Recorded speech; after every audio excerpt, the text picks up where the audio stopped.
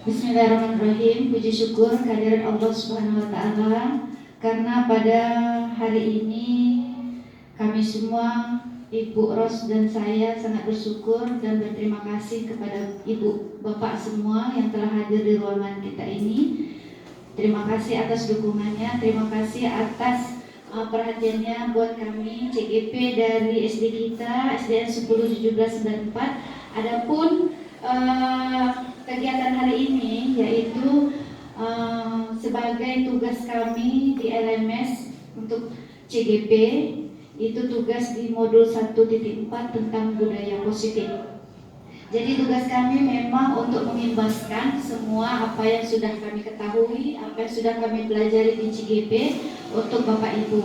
Mudah-mudahan pengimbasan ini bermanfaat, mudah-mudahan bersinergi dan berkelanjutan. Amin ya rabbal alamin.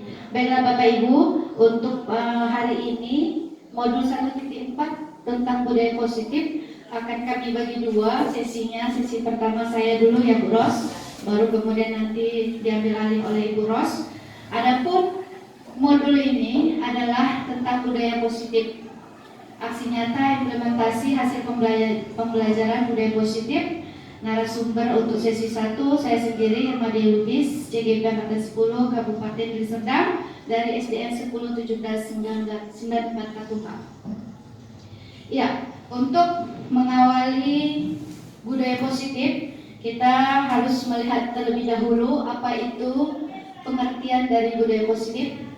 Budaya positif di sekolah merujuk pada sebuah lingkungan pendidikan yang mendukung perkembangan karakter kuat pada murid sesuai dengan profil pelajar Pancasila. Ya, jadi tumbuh kembang itu membentuk lingkungan yang mendukung pertumbuhan moral dan akademik murid melalui pendekatan yang berfokus pada pembinaan dan pemahaman, bukan hanya hukuman. Jadi seperti gambar ini murid-murid kita lagi antri, ini adalah budaya positif. Ya, jadi antri itu adalah kebiasaan yang baik. Nah, itu dia. Untuk selanjutnya, itulah budaya positif. Nah, budaya positif itu mempunyai akar dari disiplin positif. Jadi disiplin positif itulah yang akan kita laksanakan sehingga mempunyai yang namanya nilai-nilai budaya positif. Adapun basisnya kami mengambil disiplin positif itu yaitu kutipan dari Ki Hajar Dewantara, Pemikiran Konsepsi Keteladanan Sikap Merdeka cetakan kelima 2013 halaman 470, di mana Bapak Pendidikan kita Ki Hajar Dewantara menyatakan bahwa di mana ada kemerdekaan disitulah harus ada disiplin yang kuat. Di mana ada kemerdekaan disitulah harus ada disiplin yang kuat. Artinya memberi pembelajaran kepada murid merdeka, berbebas, tapi harus selaras, harus seimbang dengan disiplin.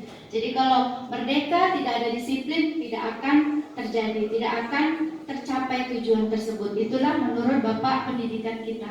Kemudian sangat relevan dengan pendapat dari Diana Gosen, di mana Diana Gosen ini disiplin yang artinya belajar.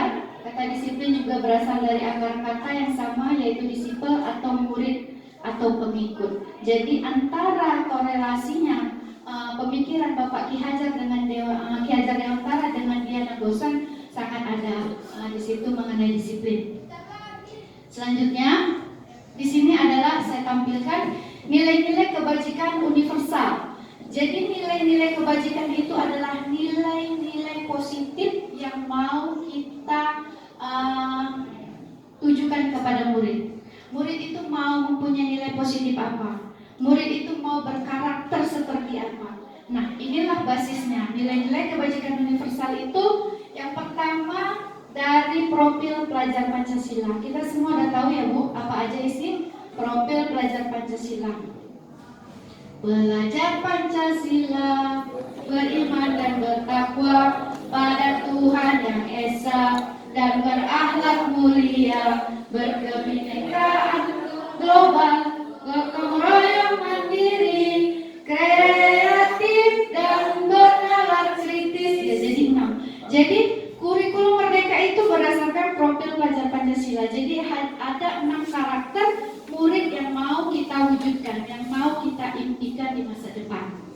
Kemudian ada juga IPO Primary Years Program PYP Itu adalah salah satu yayasan pendidikan yang ada di Jenewa, di Swiss, mengenai nilai-nilai kebajikan. Selanjutnya 9. Dan ini adalah petunjuk sumber hidup, The Seven Essential Virtues dan Virtues Project. Ini adalah nilai-nilai kebajikan yang ada di dunia. Jadi kita mengambil nilai-nilai kebajikan yang ada di dunia. Nah, basis yang pertama yaitu profil pelajar Pancasila. Mari bandingkan dengan nilai-nilai kebajikan yang ada di sekolah kita. Adakah persamaan? Ya. Selanjutnya ada teori motivasi. Ada 3 teori motivasi perilaku manusia. Yang pertama, untuk menghindari ketidaknyamanan atau hukuman. Artinya apa? Motivasi dukungan yang melatar belakangi kita untuk melakukan sesuatu, yang melatar belakangi kita untuk melaksanakan sesuatu. Yang pertama katanya melatar belakangin itu adalah menghindari ketidaknyamanan. Contohnya murid kita. Ketika murid kita melaksanakan piket, apa yang melatar belakangi dia melaksanakan piket? Kalau yang pertama, berarti dia tidak mau dihukum. Melaksanakan piket itu karena tidak mau dihukum, tidak mau dimarahi. Itu faktor eksternal dari dirinya, bukan dari dalam hatinya. Oh, aku nanti piket cepat datang, karena kalau nggak datang cepat aku dimarahi, aku dihukum, aku nanti dibully. Itulah dia yang nomor 1. Nah, yang kedua, untuk mendapatkan imbalan atau penghargaan dari orang lain. Ada juga murid yang datang ke sekolah mau piket biar dipuji, ya, mau mendapatkan penghargaan, apresiasi dari gurunya. Misalnya, oh kamu sudah piket, mantap, kelasnya jadi bersih, kelasnya jadi bagus, kamu orang yang bertanggung jawab. Ada seperti itu murid ya Bu ya. Itu yang melatar belakangi dia untuk melaksanakan piket. Nah, yang ketiga, untuk menjadi orang yang mereka inginkan dan menghargai diri sendiri. Nah, di sini yang disarankan. Jadi kita mau membentuk murid yang sadar dari dalam dirinya untuk melaksanakan piket itu untuk apa? Oh, aku mau jadi orang mandiri. Aku mau piket itu biar bertanggung jawab. Jadi terlahir dari dalam dirinya sendiri. Dia sadar mengerjakan pekerjaan itu karena dari dalam dirinya sendiri. Jadi yang nomor 1 dan nomor 2 itu latar belakangnya dari luar dirinya, karena ingin mendapatkan penghargaan, tidak mau dihukum, tidak mau dimarahi. Itu yang melatar belakangi. Tapi yang ketiga apa? Dari dirinya sendiri, internal dirinya. Aku harus bertanggung jawab. Aku sudah diberi amanah. Aku cepat datang. Aku mau mandiri. Aku mau bergotong royong sama kawan-kawanku. Itu dia. Itulah teori motivasi perilaku manusia. Nah, ada di sini 5 kebutuhan dasar manusia. Yang pertama, kebutuhan bertahan hidup atau survival. Kebutuhan akan sandang, pangan, ya kan Bu? Itu kan kebutuhan kita itu, mendasar ya. Iya, kalau nggak ada sandang, pangan, kapan? Jadi kita bagaimana hidup? Itulah kebutuhan kita yang pertama. Yang kedua, penguasaan, kebutuhan pengakuan atas kemampuan. Kita juga gitu, butuh pengakuan, perlu apresiasi. Bagus Bu Dharma, mantap Bu Susi. Perlu nggak kita itu Bu? Iya, dari diri kita pasti perlu. Itu kebutuhan yang kedua. Yang ketiga ya, yang kedua kasih sayang, rasa diterima. Artinya murid juga seperti itu ya Bu. Perlu bertahan hidup, perlu penguasaan, perlu kasih sayang. Murid kita juga perlu kasih sayang, perlu kebebasan. Ini di Kurmer sangat ditekankan. Kebutuhan akan pilihan. Jadi ketika seorang murid mempunyai potensi, mau menggambar, silahkan dikembangkan.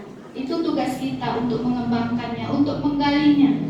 Kemudian ketika murid ada suka olahraga, main bola, kita kembangkan. Inilah dia. Perlu kebebasan. Nah, yang kelima perlu kesenangan, kebutuhan untuk merasa senang. Kita aja orang tua perlu senang kan Bu?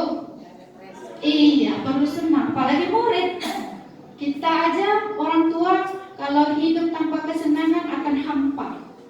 Ya kan, kita perlu liburan, kita perlu tertawa, kita perlu mendapatkan rasa bahagia. Nah, inilah dia 5 kebutuhan dasar manusia. Nah, 5 kebutuhan dasar ini, Bu, inilah yang mendasari murid-murid kita untuk tidak melaksanakan kewajibannya. Salah satu aja di antara ini murid tidak punya, maka murid itu akan melaksanakan pelanggaran-pelanggaran ataupun aturan-aturan yang di sekolah. Itu dia. Ya. Nah, sebagai guru kita harus mempunyai 5 posisi kontrol. Yang pertama sebagai penghukum. Ada nggak di sini ibu-ibu yang suka hukum muridnya? Sekali. Iya. Jadi yang menghukum muridnya itu di kurmer ini sudah tidak disarankan.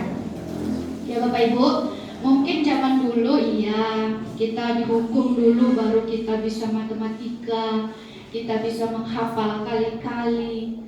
Awas kalau nggak hafal kali-kali besok ke depan, yang nggak bisa hafal kali-kali bersihkan kamar mandi. Itu mungkin ya Bu ya. Nah di kurmer ini udah nggak disarankan seperti itu Bapak Ibu.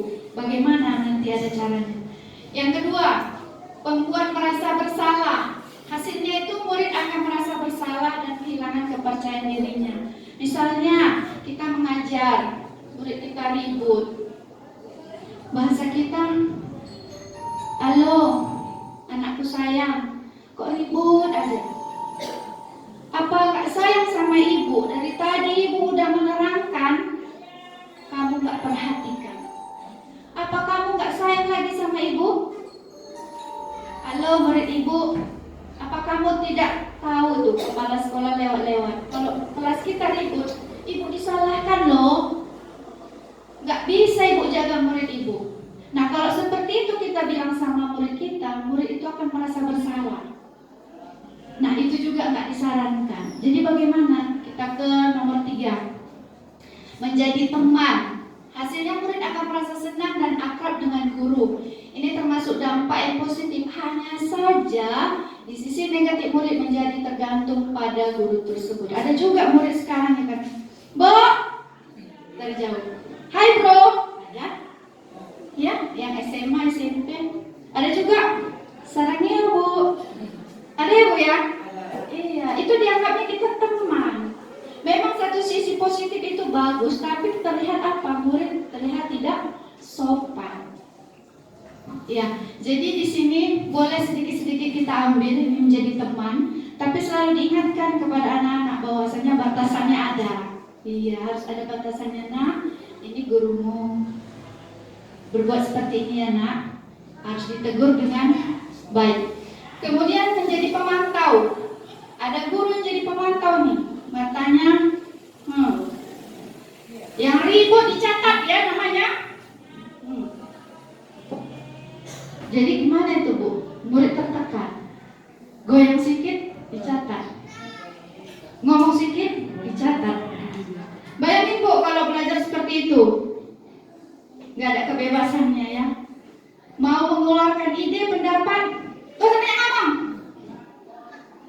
Ya kan Bu? Mau ngomong gak jadi. Karena nengok gurunya udah takut, mantau matanya terus. Sana sini, mana yang ribut, mana yang gak mau belajar. Ya, apa jadinya? Hasilnya guru tidak menampakkan emosi berlebihan, tapi murid memahami kesalahan yang baik. Namun murid merasa tidak nyaman karena ruang gerak murid terbatas.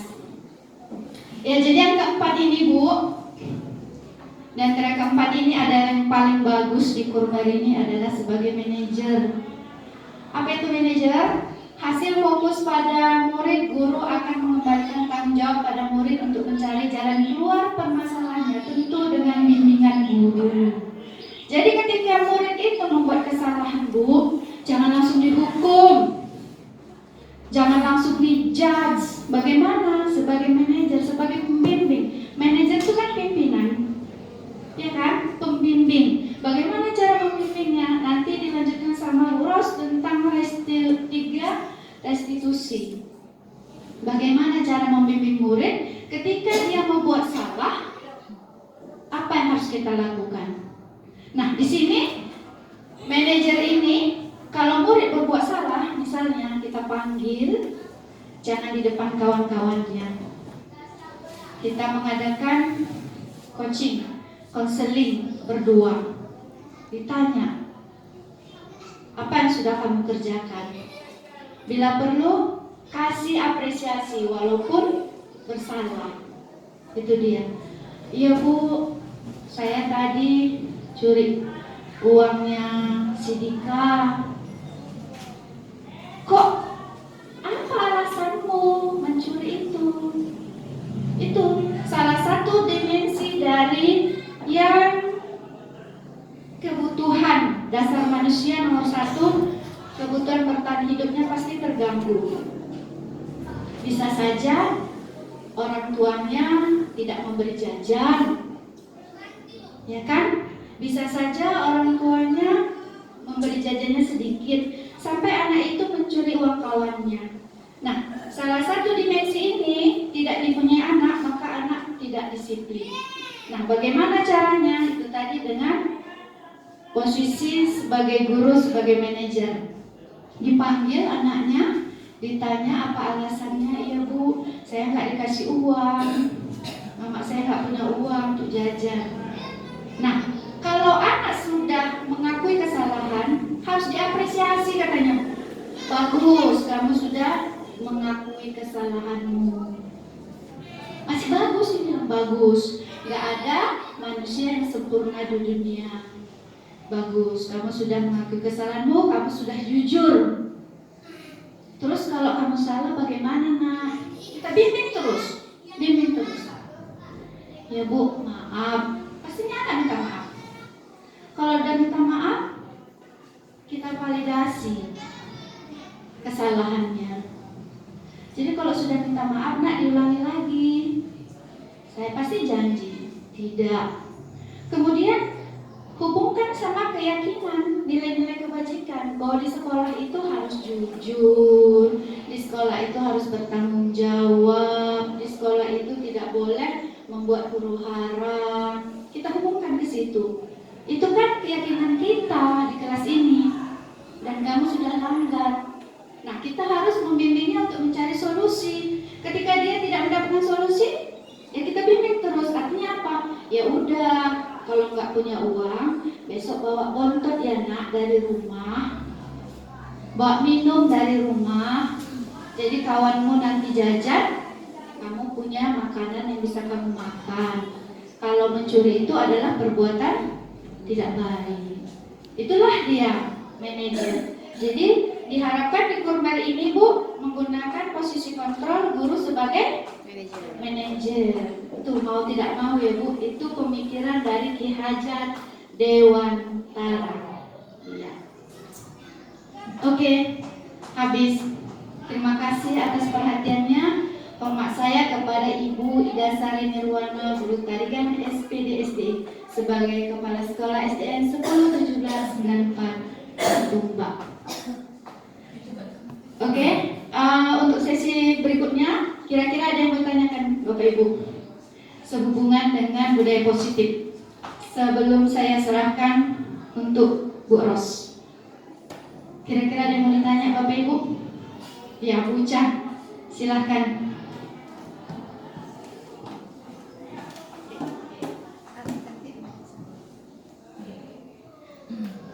Sebelumnya nama saya Siti Elia, guru kelas 5, ingin bertanya mengenai slide 6 mengenai 5 posisi kontrol. Dari yang Ibu sampaikan tadi, jadi apakah kelebihan dari posisi kontrol manajer tersebut? Kelebihannya. Terima kasih. Untuk selanjutnya, kalau ada pertanyaan nanti lagi ya Bu, saya langsung jawab aja dulu.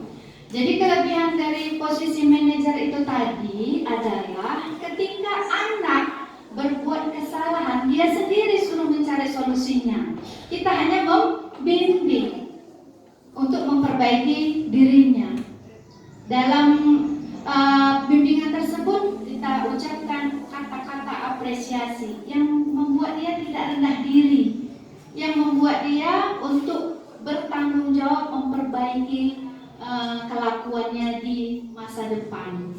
Jadi kita hanya membimbing, kita membujuk, kita mengapresiasi. Dengan apresiasi dan bujukan kita itu, dengan lemah lembut, mungkin kita ngomong berdua tidak di hadapan temannya, dia pasti bisa lebih bisa berjanji untuk tidak mengulanginya lagi. Jadi posisi manajer ini memang sangat disarankan karena kita harus bicara dari hati ke hati, bukan di depan orang kita dia tegur, kamu tadi curi uang kawanmu ya. Di situ dia merasa rendah diri, dia merasa hilang kepercayaan diri. Itu nggak boleh sekarang, Bu. Ya, mau nggak mau kita harus melaksanakan posisi kontrol sebagai manajer. Itu sih kelebihannya. Ada lagi, Bapak Ibu? Silakan Pak John.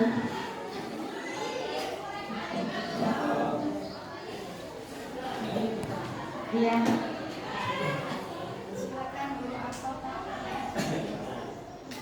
Selamat siang Ibu. Yang saya tanyakan tentang 5 posisi kontrol 3. Kebetulan kalau posisi manajer oke lah, saya sangat tertarik ya kan. Tapi bagaimana posisi manajer itu kalau kita masuk sebagai wali kelas, mata pelajaran bidang studi kan, bidang studi mata pelajaran. Dan kita kan tidak mengenal itu semuanya muridnya. Kita harus paksa kita mengenal. Dan apakah bisa, itu kan banyak anak-anak kita tidak mampu untuk, atau anak-anak tidak mampu untuk menyukai bidang studi tertentu, ya kan? Bolehkah kita menghukum anak-anak itu dengan cara karena kita dalam tanda kutip sudah enggak gimana untuk memecahkan masalah kebisingan gitu kan? Kita hukum, contohnya kita buat ya udah anak kamu tuh harus berdiri, dia ke dinding gitu. Apakah itu bisa dilakukan dalam posisi 5 posisi kontrol tersebut atau tidak, Bu? Karena kalau untuk manajer oke lah, karena selaku wali kelas mungkin hanya 40 bahkan 50 orang. Tapi kalau bidang studi tertentu dia kan lebih dari 200 siswa yang harus dipahaminya gitu. Tolong Ibu berikan penjelasan. Terima kasih. Oke, terima kasih Pak John, pertanyaannya bagus sekali. Jadi Pak John, di Kurmer ini ada yang namanya istilah menghamba pada murid. Ada yang istilahnya sesuai dengan kebutuhannya. Ada juga nilai-nilai yang sesuai dengan kodrat alam dan kodrat zamannya. Jadi di Kurmer ini memang kita harus tidak ada alasan sedikit atau banyak murid kita itu tadi untuk mengenali karakternya. Karena di awal pembelajaran saja di kelas 1 itu sudah harus ada yang namanya diagnostik. Harus ada pemetaan. Mana ini murid yang belum bisa baca? Dikelompokkan. Mana ini murid yang sudah setengah bisa membaca? Mana ini murid yang pandai membaca? Nah, itulah nanti kita pembelajaran berdiferensiasi. Satu kelas itu macam-macam kemauannya. Yang sini perlu banyak perhatian karena belum bisa membaca. Yang sini sudah sering, yang di sana udah pandai baca, tutor sebaya mereka. Tanya sama kawannya aja udah nyambung. Nah, jadi memang tidak jadi alasan di Kurmer ini kita tidak mengetahui karakter murid kita. Mau sedikit mau banyak itu tanggung jawab kita. Nah, kalau menghukum tadi di sini kan sudah tidak disarankan. Iya. Jadi kita harus sebagai posisi manajer itu kita tanya, kenapa kamu nggak belajar bahasa Inggris? Kenapa kamu nggak bisa? Pasti ada alasannya, Pak. Pasti ada alasannya. Baik itu internal maupun eksternal. Nah, di situ kita mendalami murid kita apa masalahnya dan kita membimbing untuk mencari solusinya. Misalnya dia nggak suka bahasa Inggris, aku nggak suka Pak, payah kali ngomongnya, lain hurufnya, lain dibaca, nggak ngerti aku Pak. Gimana aku nggak suka? Jadi suka apa? Mau bagaimana? Tanya. Saya sukanya menggambar Pak. Saya nggak suka itu bahasa Inggris. Ya udah, Bapak sinkronkan saja sama pelajaran Bapak bahasa Inggris. Menggambar apa?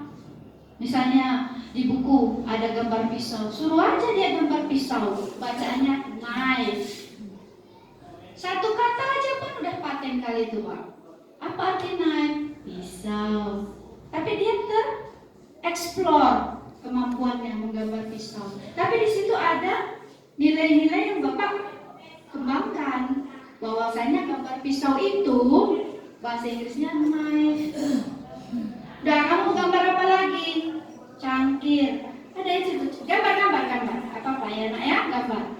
Tulis nanti apa itu cangkir bahasa Inggrisnya. Tulisnya apa?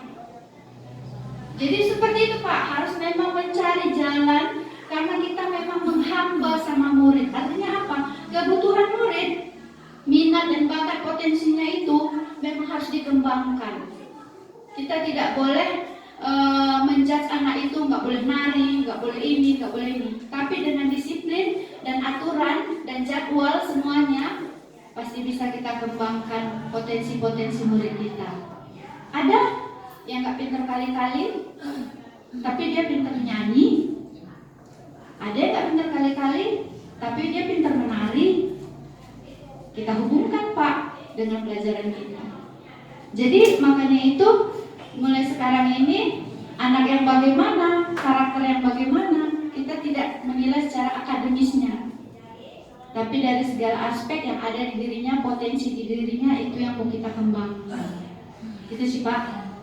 Oke, terima kasih Pak. Tapi boleh sekiranya kalau puas-puasan enggak, makanya gini loh. Kalau untuk kan kita guru mapel kan waktunya kan terbatas ya kan, dan waktunya terbatas mungkin satu minggu sekian IP juga. Dan kalau untuk kayak kata gue kita gambar satu apa sesuai kurikulum yang kita ikuti kurikulumnya kan. Nah masalahnya kalau kita ikuti nanti itu, dan ini kan kita buat manajer, yaitu guru akan mengembalikan tanggung jawab pada murid. Tadi kata ibu, oke kita ambil murid itu 4 mata, ya kan? Otomatis perlulah kita ketemu sama wali kelas ya kan? Untuk gimana? Karena itu kan tidak murid kita kan? Nah, bagaimana kalau istilahnya gimana kita untuk meningkatkan satu murid tersebut di mapel kita, atau dapat kita bilang untuk dia bisa ngikuti, sementara kita punya range waktu yang begitu sedikit untuk memaparkan apa yang kita dapat sama murid tersebut kepada wali kelasnya. Tentunya ada dalam tanda kutip konteks kerjasama antara wali kelas sama guru mapel ya Bu ya, kurang lebih seperti itu. Benar yang dibilang Pak John, jadi segala cara. Namanya kita mau menggali nih, kenapa ini murid nih gini? Banyak dong caranya. Boleh berkolaborasi sama wali kelas, boleh bertanya kerjasama sama kawannya, kenapa ya begini? Atau wali murid di rumah, di telepon. Iya, kita adakan coaching terus. Harus ada pertanyaan-pertanyaan di situ, kenapa anak ini masih malas belajar bahasa Inggris? Nah itu dia, jadi kalau di Kurmer ini dia tidak menetapkan akademisnya bahasa Inggrisnya 9, enggak Pak, enggak seperti itu konteksnya. Tapi apa? Ada minat bakat yang dia kembangkan di kelas itu. Nah minat dan bakat itu, potensi itu kita harus menemukannya sebagai guru. Di mana dia minatnya, di mana potensinya, itu yang kita kembangkan. Sesuai dengan apa? Disiplin, rule-nya ada. Jadi merdeka bukan berarti tidak disiplin, harus ada keseimbangan di antaranya. Boleh segala cara. Itu dia. Oke Pak? Ya. Untuk yang lain Bapak Ibu kira-kira sudah ya? Alhamdulillah, mudah-mudahan bersinergi, mungkin menyambung antara materi sama kita di sini. Selanjutnya saya serahkan sesi ini kepada Bu Ros, yang mana ada materi tentang keyakinan keras. Pada Bu Ros, silakan.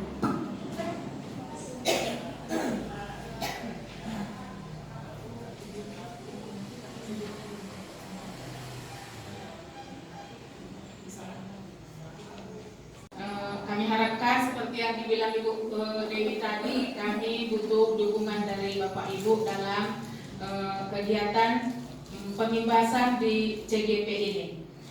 Jadi selanjutnya keyakinan kelas.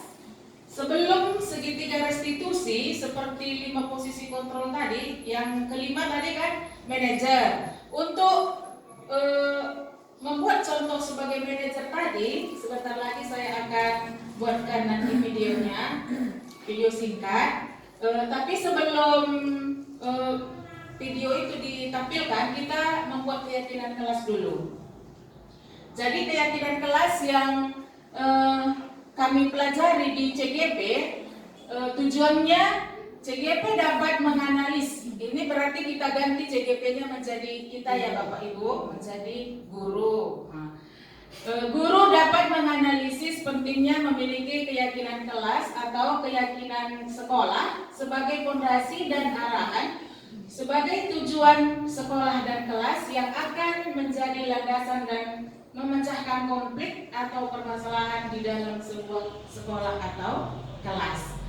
Kegiatan yang pertama nanti kita buat, setiap guru nanti membuat stick note-nya, kira-kira apa keyakinan kelas kita nanti yang mau kita sepakati bersama. Nah, nanti kita tempelkan masing-masing. Setelah itu nanti kita rembukkan lagi. Kemungkinan nanti dari pendapat Ibu Kiki atau Ibu Umu ada yang double. Kita pilih menjadi satu nanti. Nah, itu nanti kita buat keyakinan kelas kita ya.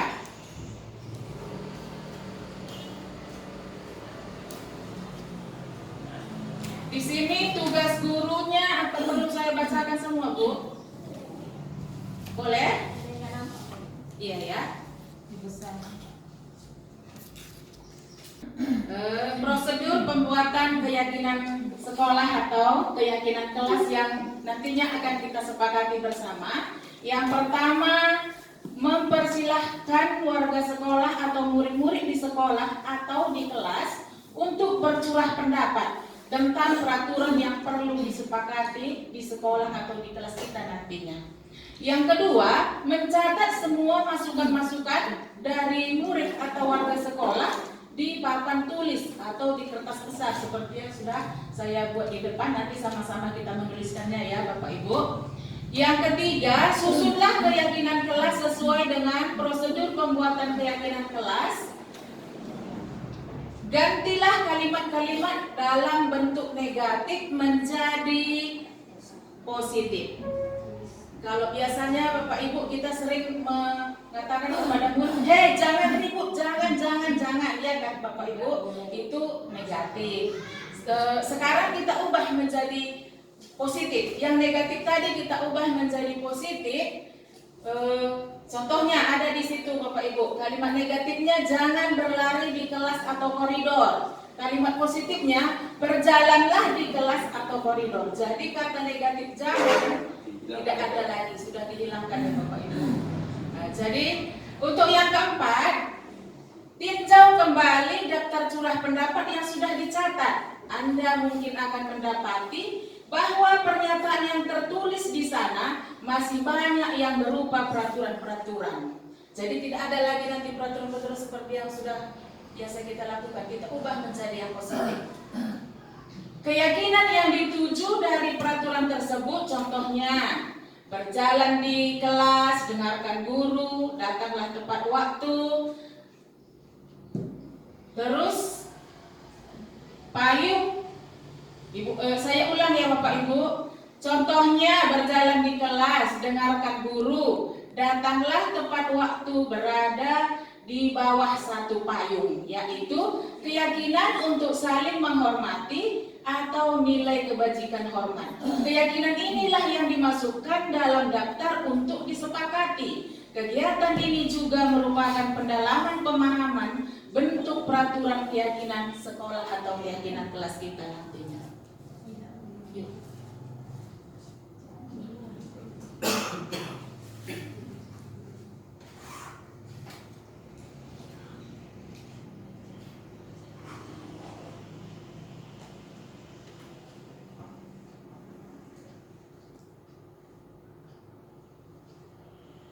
Ya, yang keenam ya Bapak Ibu.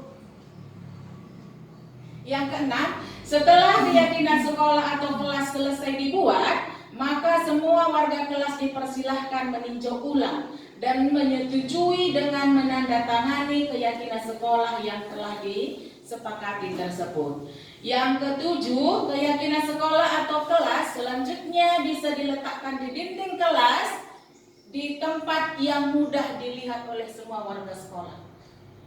Jadi nanti posisinya di mana yang bisa gampang dilihat, disitulah kita letakkan Bapak Ibu.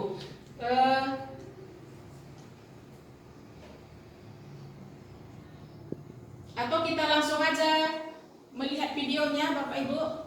Boleh ya, sebelum kita melakukan kegiatan kita ke depan, kita langsung aja melihat videonya dulu.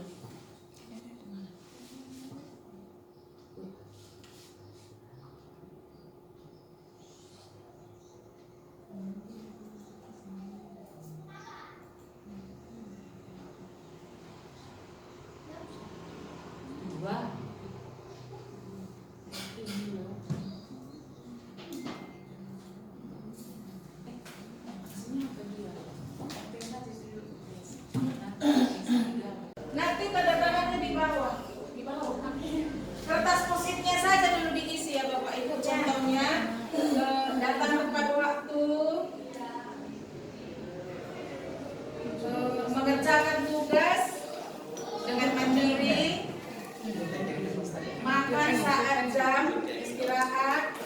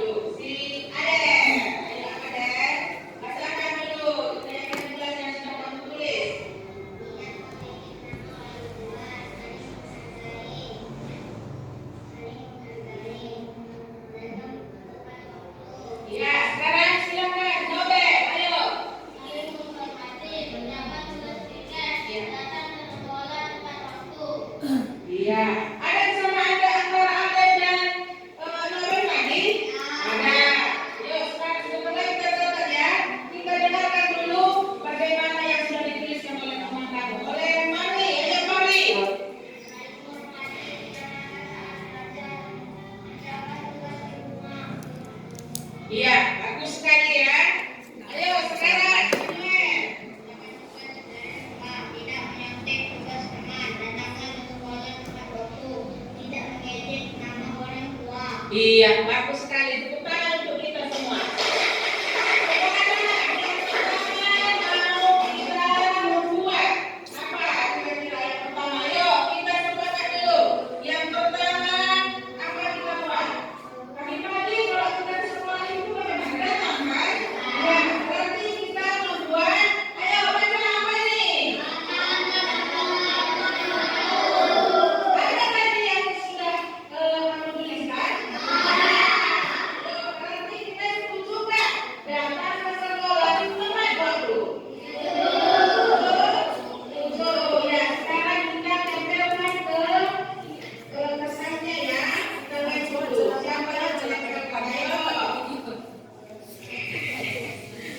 Biar nampak kita lemparkan di situ.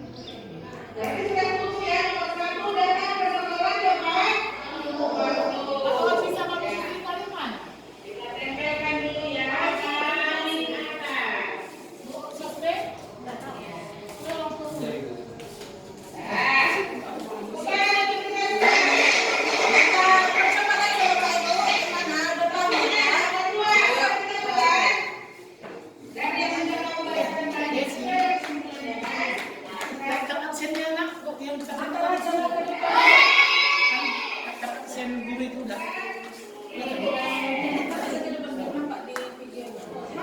ya.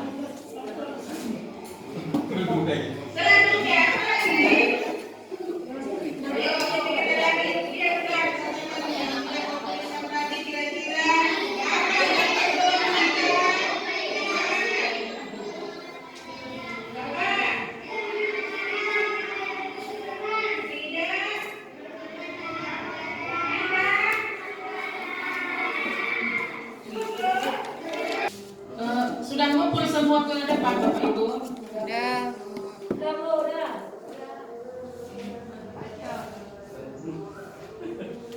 Sajian agak panjang dia berpuisi. Ini kan ada 10. Kita urutkan dia dulu ya Bapak Ibu. Kira-kira belajarlah dengan tertib dan sungguh-sungguh. Ini bisa kita masukkan ke di sini ya, tampak seperti. Ya.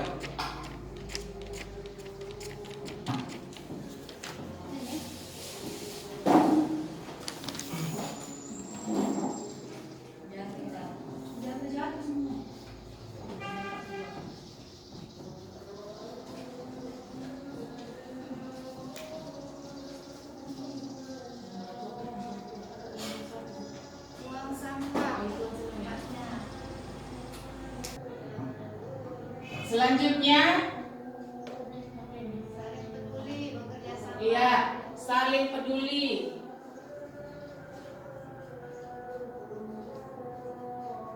Tampak seperti ini hal positifnya ya Pak Ibu. Kebalikannya dari buang sampah di tempat ini apa kira-kira? Jangan buang sampah. Iya, di situ itulah kita tuliskan.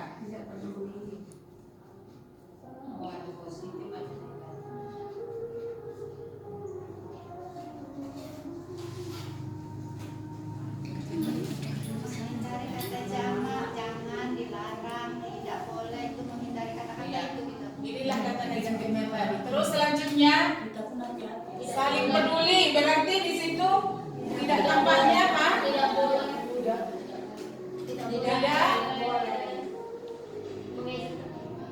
Tidak peduli.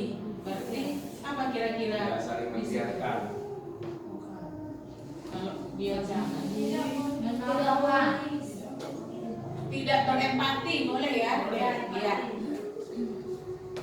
Open. Itu bahasa gaulnya. Ya. Selanjutnya kita lihat lagi, makanlah. Apa ini Bu? Di jam istirahat. Ya, makanlah di jam istirahat. Kita tuliskan lagi.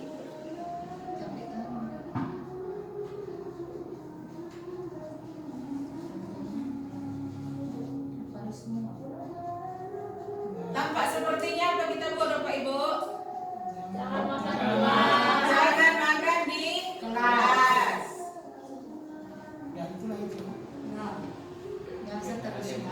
Ya, udah. Begitulah nanti kira-kira dia selanjutnya. Setelah kita sepakati nanti diurutkan lagi seperti poin yang keempat tadi sudah kita bacakan ya Bapak Ibu. Selanjutnya peserta tadi menandatangani yang sudah dibuat kesepakatan tadi untuk bertanggung jawab dalam tindakan-tindakan selanjutnya nanti apabila dia melanggar dari keyakinan kelas ini. Ya, boleh tanda tangan ke depan Bapak Ibu. Yang PPT itu yang warna-warni tadi itu.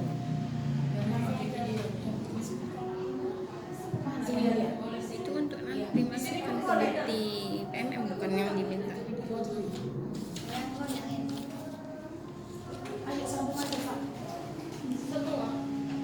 Iya. Nanti di kelas masing-masing memang semua muridnya. Kayak saya sekarang itu sama orang tua murid. Iya. Iya, dia sepakat.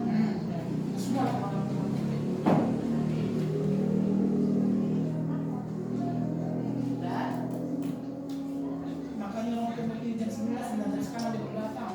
Jadi khusus tak mana?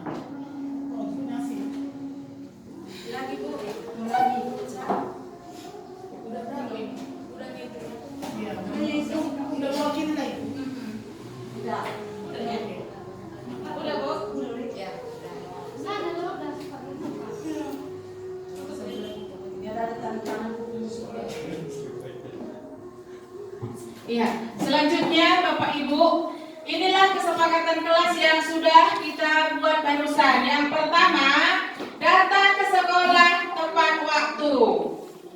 Setuju? Ya. Yang kedua, kerjakan tugas dari rumah. Setuju? Yang ketiga, membuang sampah pada tempatnya. Setuju? Ya. Yang keempat, laksanakan tugas piket. Yang kelima, makan saat jam istirahat. Ya. Yang keenam, kerjakan tugas secara mandiri. Oke ya. Jadi inilah kesepakatan kelas yang sudah kita buat bersama. Apabila nanti ada yang melanggarnya, kita bacakan kesepakatan kelas kita ya, Bapak Ibu. Ya. Selanjutnya kita masuk ke segitiga restitusi. Itu tanda tangan Bu, sama seperti yang kita buat ini tadi. Ini tanda tangan murid kita semua.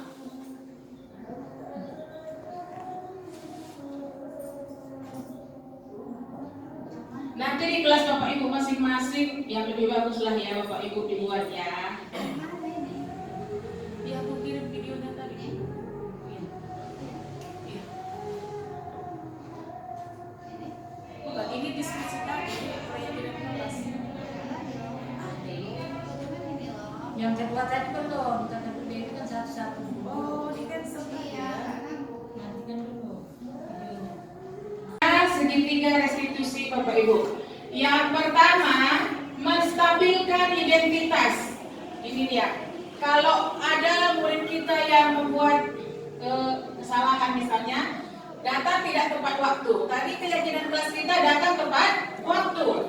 Jika dia tidak datang tepat waktu sesuai dengan keyakinan kelas kita, maka kita akan menstabilkan identitasnya dulu. Apa itu menstabilkan identitas? Kita semua akan melakukan hal yang terbaik yang bisa kita lakukan. Tadi murid kan terlambat, dia otomatis buru-buru ya, buru-buru. Kita stabilkan, kita panggil dia secara berlahan-lahan. Kenapa terlambat nak? Apa masalahnya? Nah, begitu dia.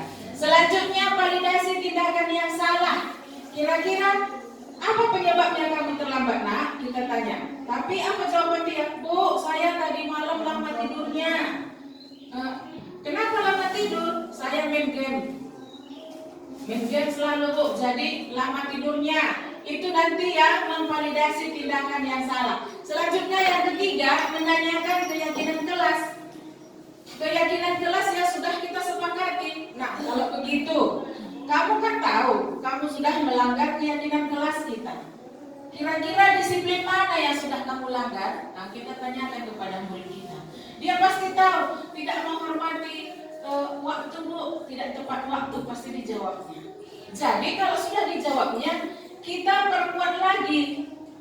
Kalau kamu sudah membuat kesalahan, kira-kira kamu bisa nggak berubah atau mengubah dari keterlambatanmu menjadi tidak terlambat lagi nak? Nah, begitu dia ya Bapak Ibu. Dia pasti akan menjawab, iya Bu, besok saya tidak akan terlambat lagi. Iya, jadi untuk selanjutnya kita lihat dulu video yang sudah saya buat. Yang aku kirim barusan kok.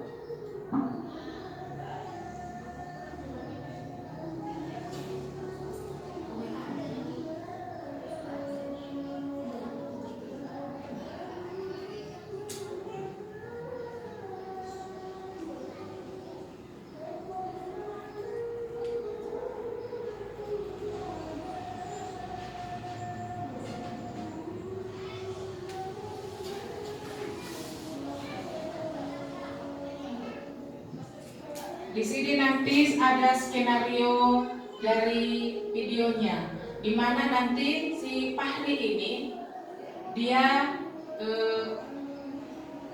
tidak tepat waktu.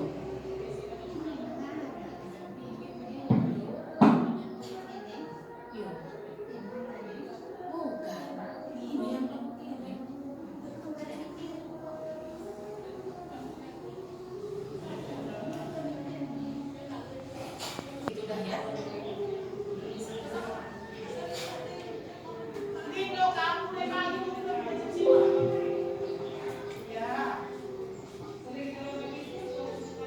Ini posisinya lagi menstabilkan identitas Bu. Tadi kan segitiga setiap orang yang pertama dulu menstabilkan identitas dan berusaha memperbaikinya. Mari kita bersama-sama mencari solusinya ya. Pahri sering datang terlambat pasti ada alasannya. Kenapa sih Pahri sering terlambat? Karena saya sering menikmati dan mengganggu dua kali juga bisa. Kamu tahu keyakinan kelas yang sudah kita sepakati? Kalau terlambat datang sekolah sesuai keyakinan kelas kita tidak? Menurut kamu, keyakinan kelas apa yang sudah kamu langgar? Menurut kamu, disiplin itu penting tidak untuk kamu? Betul sekali. Menghargai waktu itu penting dan sangat bermanfaat untuk kita. Contohnya, menghargai orang di sekitar kita, pekerjaan kita tidak menumpuk, dan juga kita dapat melatih kepedulian kita. Sikap yang sangat baik sudah kamu lakukan dengan cara meminta maaf. Menurut kamu, apa yang akan kamu lakukan agar tidak terlambat lagi ke sekolah? Baik Pak Hri, kamu sudah menemukan solusinya. Dan Ibu akan bekerja sama dengan orang tuamu agar kamu tidak lagi datang terlambat ke sekolah. Sekarang silakan kembali ke kelasnya. Terima kasih Pak Hri. Iya. Di situ terlihat bagaimana anak bisa membuat solusi atas dirinya sendiri ketika dia terlambat. Satu lagi ada videonya Bu dengan kasus yang berbeda.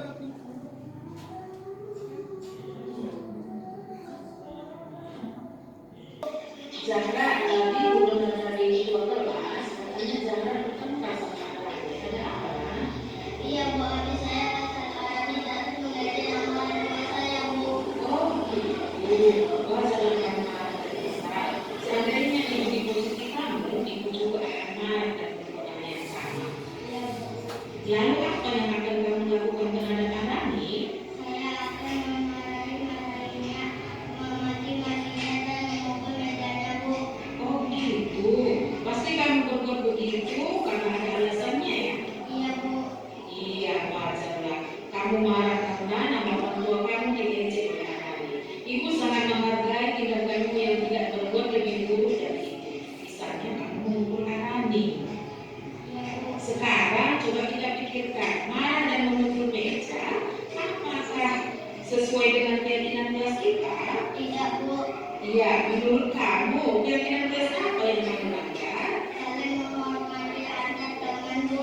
Iya, betul sekali. Menurut kamu, saling menghormati antar teman itu penting tidak sama kamu? Penting Bu. Baik, kalau menurut kamu itu penting, jadi keyakinan kelas apa yang harus kita lakukan saat kamu marah? Bersabar dan menahan amarah Bu. Iya, bagus sekali. Kamu bersedia memperbaiki masalah ini, nak? Sedia Bu.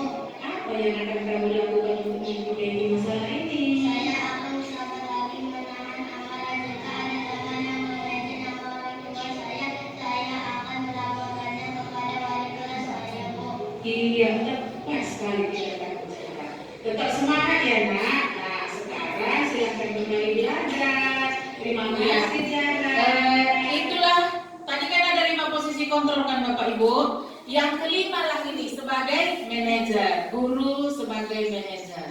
Jadi kita berusahalah ke depannya untuk sebagai posisi manajer ya Bapak Ibu. Lebih kurangnya begitulah dia yang bisa saya sampaikan. Jadi untuk acara selanjutnya udah segitiga itu dulu. Iya. Ini kan ada segitiga Bapak Ibu yang menstabilkan ini, dia posisinya di sini. Kita menstabilkan murid tadi dulu dari masalahnya. Setelah dia stabil, baru kita validasi.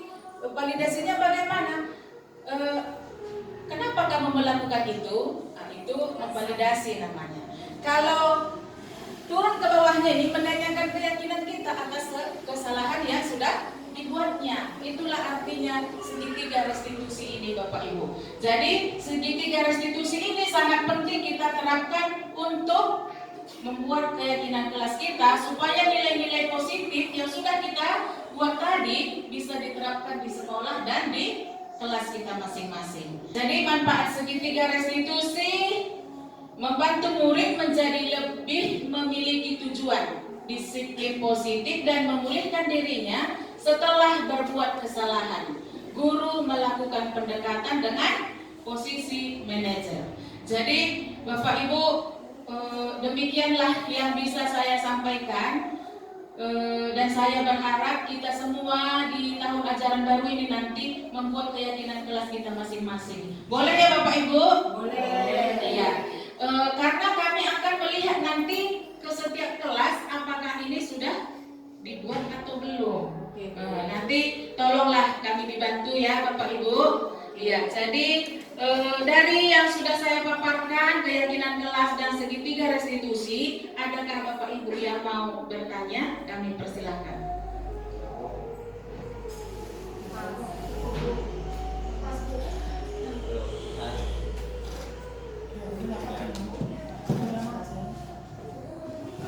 Selamat siang Bu ya. Posisi kontrol restitusi menghukum, membuat rasa bersalah teman, pemantau, pengontrol, dan manajer. Namun yang saya tanyakan sebelum segitiga restitusi ini, tadi ada saya lihat slide bahwa setiap siswa itu diusahakan untuk bisa mengerjakan tugasnya secara mandiri. Kurang lebih seperti itu ya, ya kan? Secara mandiri. Nah, begini Bu, ada beberapa clue atau sampel yang saya temukan, itu merupakan pembelajaran buat saya juga dan saya agak kurang mampu untuk memecahkannya. Dan saya lihat ada beberapa siswa yang kurang bisa untuk menyelesaikan pekerjaan siswa tersebut secara mandiri. Nah, bagaimana kita untuk mencari solusi atau gimana kita sebagai guru untuk gimana siswa tersebut bisa menyelesaikan pekerjaan tersebut secara mandiri, karena yang saya temukan di lapangan ada beberapa case yang memang belum bisa menyelesaikan secara mandiri. Terima kasih Bu. Mohon pencerahan. Terima kasih kepada Bapak yang sudah membuat pertanyaannya. Kalau saya simpulkan dari pertanyaan Bapak tadi, ada murid yang belum mandiri ya. Jadi Bapak posisinya ini sebagai bidang studi ya? Posisinya sebagai guru bidang studi. Kalau di guru bidang studi Pak, di kelas itu kan sudah ada nanti ditempel keyakinan kelasnya. Kalau muridnya membuat yang belum Bapak rasa pas, Bapak tanyakan aja kepada muridnya. Nah, sudah ada kesepakatan kelasnya belum? Nah, pasti muridnya sudah tahu Pak. Oh iya, saya pasti akan berubah. Saya akan berusaha belajar lagi. Pasti seperti itu Bapak. Terus selanjutnya nanti kalau sudah sama muridnya belum clear, misalnya Bapak belum merasa puas atas jawaban anak-anak tadi, Bapak bisa melaporkannya ke wali kelasnya. Nanti wali kelasnya yang memanggil murid tersebut. Apa sebenarnya masalah yang dihadapinya sehingga misalnya tidak rajin belajar atau tidak menyukai pelajaran bahasa Inggris, begitu Pak. Berarti gini Pak, berarti otomatis selain kita meng-coaching si anak tersebut di mana kan dia belum mandiri tuh untuk menyelesaikan tugas, apalagi tugasnya bukan hanya di wali kelasnya tapi tugas yang lain kan gitu kan, kita kan terbatas gitu kan di kelasnya. Kita juga harus berhubungan sama wali kelas. Kita juga harus kolaborasi sama wali kelas tersebut ya Bu ya, agar gimana kelas tersebut menjadi enak atau nyaman kita dan murid tersebut merasa pada saat kita mana. Kan itu kan keyakinan kelas. Oke. Terima kasih Bu. Jadi bagaimana Pak, kita lanjut? Pak John, sama seperti yang tadi kita buat ini diskusi supaya kita mengimbaskan bagaimana cara menyelesaikan kasus-kasus anak kita di kelas gitu. Jadi Bapak juga kan sudah berdiskusi nih di ruangan ini. Caranya tadi videonya sudah ditampilkan ya kan. Nah, jadi disitulah kita bertugas sebagai manajer. Jadi tidak harus wali kelas. Kita selesaikan dulu masalah kita dengan anak, dengan bidang studi kita gitu. Tapi ketika kita tidak menyelesaikannya, tidak mendapat solusi, oke, kita berkolaborasi sama ketua wali kelas. Ya, jadi di sini ini kan kita berdiskusi tentang manajerial, ya kan, bagaimana anak-anak itu menyelesaikan masalahnya dengan kita bimbing dan mengarah ke keyakinan kelas, gitu Pak. Ya, oke Pak. Jadi ada lagi pertanyaan kira-kira Bapak Ibu? Bila habis sesinya kita tutup. Ya, dan pas satu. Ya, jadi Ibu Kepala mau sedikit Bu memberikan kata apa Bu, kata bimbingan untuk acara kita ini? Iya, kepada Ibu Kepala kami persilakan.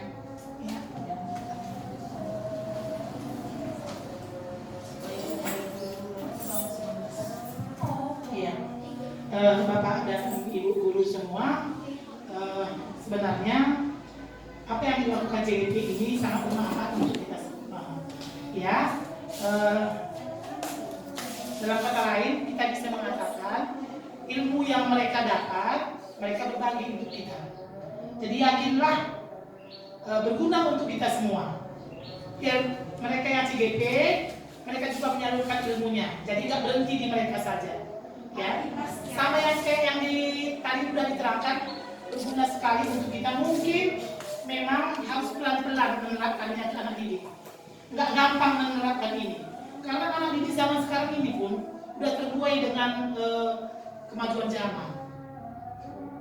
Kita lihat sekarang ini sama-sama susah mengatur dan mendidik anak-anak ini.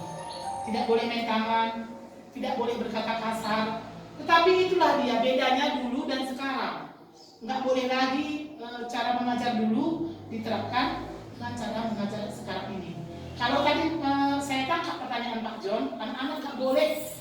Kalau anak-anak yang belum bisa mandiri, bagaimana caranya? Kalau tadi dari pengajaran dari pemaparan ibu yang tua ini, anak-anak itu sebenarnya tidak boleh mencontek. Dia harus mandiri mengajarkannya. Di mana dia nggak tahu, itu tugas kita sebagai guru. Dengan syarat dia tidak boleh mencontek kawannya. Itu artinya yang dibilang ibu tadi. Dia tidak boleh kerjasama dengan temannya. Kalau dia nggak bisa mandiri, dia nanya ke ibu gurunya bagaimana cara menyelesaikan tugas yang diberikan. Begitu ya Bapak Ibu. Jadi untuk Bapak dan Ibu guru semua, ayo semangat supaya kita nanti bisa masuk CGP. Semangat kita terus belajar. Jangan kita tukang jahit aja, harus tetap memperbarui ilmunya. Kalau enggak ketinggalan pola dia. Kalau dulu belum ada payet-payetan, belum ada pakai kamisol, sekarang sudah muncul itu. Jadi harus berinovasi terus. Kita sebagai pendidik harus berinovasi. Kadang-kadang memang di pemikiran kita nggak jalan kayak gitu. Anak-anak ini kalau nggak dikerasi, ngejek pun dia kan. Kalau kita dilembuti, ngejek pun dia. Tetapi itulah tugas kita, pelan-pelan, perlahan-lahan masukkan ke pikirannya. Karena sekarang ini nggak ilmu pengetahuannya lagi yang diutamakan, karakternya yang harus kita naikkan. Katanya kalau pengetahuan itu nomor 2, nomor 3, karakternya yang harus. Jadi ayo Bapak Ibu, setiap ada kegiatan ini jangan bosan-bosan ya. Ketika Ibu CGP yang 2 ini mengadakan kegiatan seperti ini, ayo kita semangat supaya ilmu kita bertambah. Untuk Ibu 2-nya, Ibu Irma dan Ibu Ros, kami juga mengucapkan terima kasih buat ilmu-ilmu yang sudah disalurkan untuk kami. Terima kasih. Ya, terima kasih kepada Ibu Kepala Sekolah yang sudah memberikan pencerahan untuk kita dan semoga kita nanti bisa melaksanakannya di acara tahun ini. Ya, terima kasih semua Bapak Ibu. Ya, sebelum kita mengakhiri acara ini, alangkah baiknya kita berdoa dulu menurut agama dan kepercayaan kita masing-masing. Doa dimulai.